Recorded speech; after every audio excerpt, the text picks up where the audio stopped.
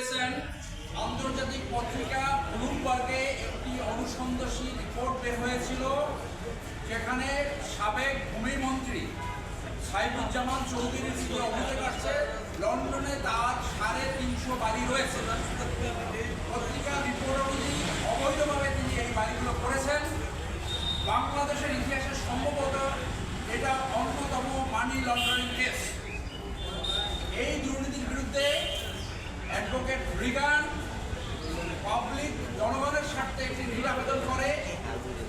দুইটি কোর্ট কোনো আদেশ প্রদান না করায় তিনি মাননীয় প্রধান বিচারপতির কাছে একটি আবেদন করেন।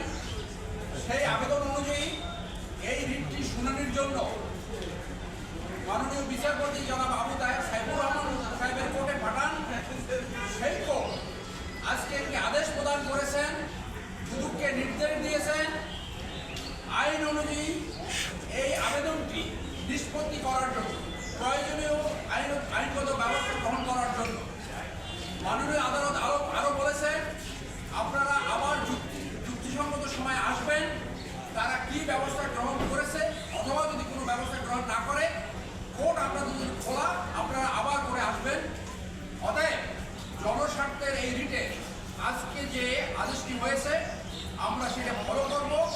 দুদককে আইন অনুযায়ী ব্যবস্থা গ্রহণ করার জন্য নির্দেশ প্রদান করেছে মাননীয় আদালত। সাবেক ভূমি মন্ত্রী জনাব সাইফুজ্জামান চৌধুরীর বিরুদ্ধে অভিযোগ রয়েছে তিনি অবৈধভাবে বাংলাদেশ থেকে টাকা নিয়ে 350টি বাড়ি কিনেছেন, যার মূল্য হলো 2,570 কোটি টাকা, বাংলাদেশের মোট জিডিপির 1 অংশ।